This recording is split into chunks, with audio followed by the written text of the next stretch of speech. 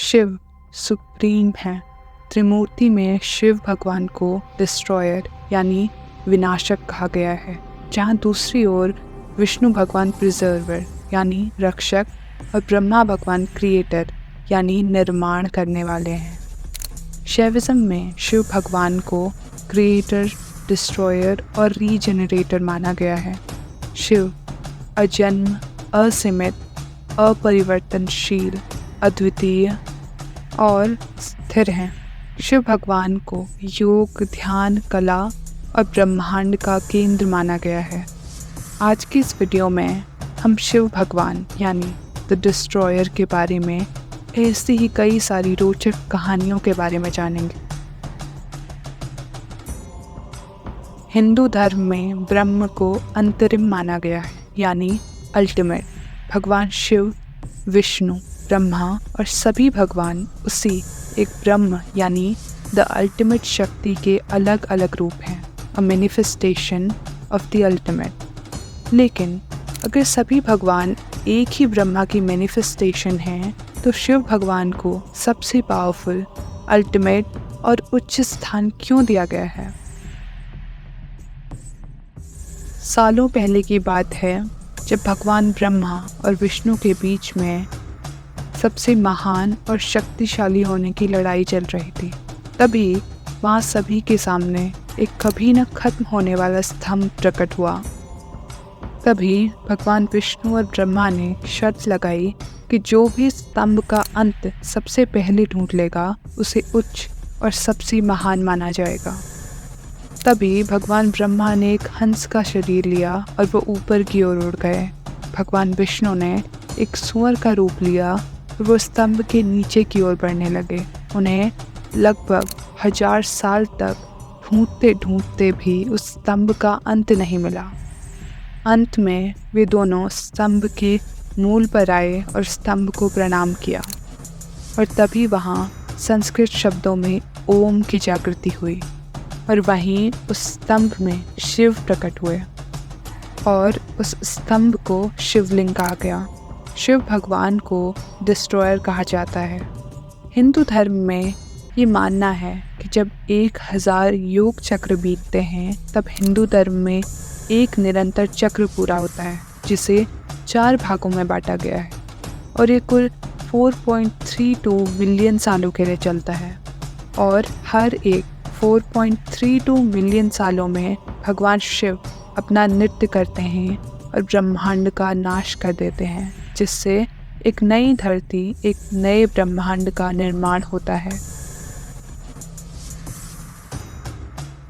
भगवान शिव के कई सारे नाम हैं: अर्धनारीश्वर, नीलकंठ, भोले बाबा और शिव शंकर महादेव। शिव संस्कृत भाषा का एक शब्द है जिसका अर्थ है कल्याणकारी या फिर शुभकारी। यजुर्वेद में शिव भगवान को शांति देने वाला, शांति दाता माना गया है। शी का अर्थ है पापों का नाश करने वाला, और व का अर्थ है देने वाला यानी दाता। शिव भगवान का गला नीले रंग का है और उन्हें नीलकंठ कहा जाता है। लेकिन इस नीलकंठ और नीले गले के पीछे की कहानी क्या है, क्या ये आपको पता है? अमृत पाने की इच्छा में जब देवता और दानव बड़े ही जोश में समुद्र मंथन कर रहे थे, तभी समुद्र से कालकूट नाम का एक भयंकर विष निकला। इस विष की अग्नि से 10 दिशाएं जल रही थी। समस्त प्राणियों में हाहाकार मच गया था। देवता, दैत्य, ऋषि, मुनि, मनुष्य, गंधर्व और यक्ष भी इस विष की गर्मी से जल रहे थे। देवताओं की प्रार्थना पर भगवान शिव ने इस विष का पान किया, लेकिन तभी देवी पार्वती ने शिव भगवान की रक्षा करने के लिए उस विष को गले पर ही रोक दिया, और इसीलिए सारा जहर शिव भगवान के गले पर इकट्ठा हो गया और उनका गला नीले रंग का हो गया, जिस कारण से उन्हें नीलकंठ नाम दिया गया। शिव भगवान सिर्फ बेलपत्र, जल और फूल चढ़ाने से ही खुश हो जाते हैं, और इसीलिए शिव भगवान को भोला बाबा या फिर भोला भगवान कहा जाता है। लेकिन इसके पीछे भी एक बहुत ही पुरानी कहानी है। एक बार की बात है जब एक शिकारी जंगल में शिकार करने जा रहा था और तभी उसे शिकार करते करते देर रात बीत गई और उसने रात एक पेड़ के ऊपर गुजारने की सोची। रात भर उसे नींद न आने की वजह से उसने सोचा कि क्यों ना इस बेल का एक एक पत्ता मैं रात भर शिव भगवान की शिवलिंग के ऊपर चढ़ाऊं। तो उसने रात भर एक एक पत्ता तोड़कर नीचे फेंका। शिकारी को रात भर शिवलिंग पर फूल चढ़ाता देख शिव भगवान खुश हुए और सुबह शिकारी को शिव भगवान ने दर्शन दिए और उसकी मनोकामना पूरी की। और उसके बाद से ही शिव भगवान को बेलपत्र चढ़ाए जाते हैं और ऐसा कहा जाता है कि शिव भगवान सबसे कम एफर्ट से ही खुश हो जाते हैं और उन्हें भोलेनाथ और भोले बाबा कहा जाता है। शिव सबसे विचित्र हैं। शिव भगवान का रहन सहन, खान पान, हर एक चीज़ देवताओं से अलग है। शिव सबसे विचित्र भी हैं और सबसे आकर्षक भी। शिव तांडव भी करते हैं और शिव सबसे दयालु भी हैं। शिव दुनिया का नाश भी करते हैं और शिव दुनिया को बनाते भी हैं। और वहीं शिव जो धारण करते हैं उनका भी एक अर्थ है।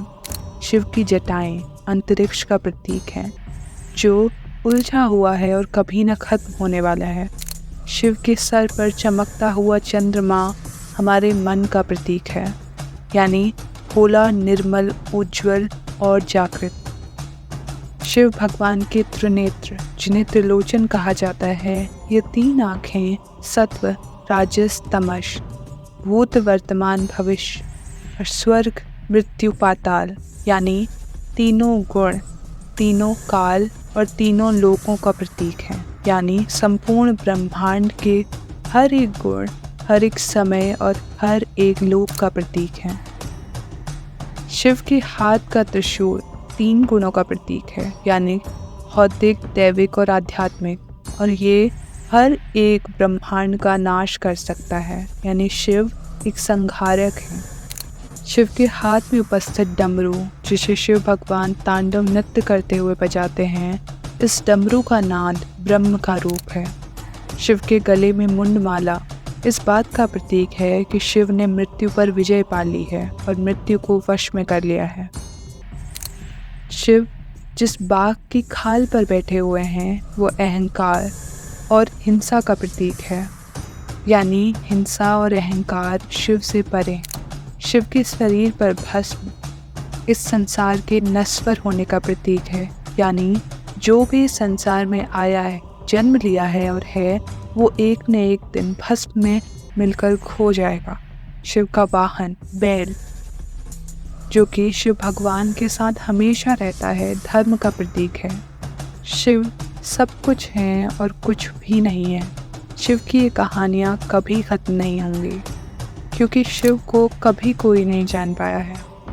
अगर आपको आज की ये वीडियो पसंद आई हो तो अपनी फैमिली के साथ शेयर ज़रूर करें, चैनल को सब्सक्राइब करें और शिव भगवान की कोई एक कहानी कमेंट सेक्शन में ज़रूर शेयर करें। मैं आप सभी से मिलूँगी अगली वीडियो में। तब तक के लिए हर हर महादेव।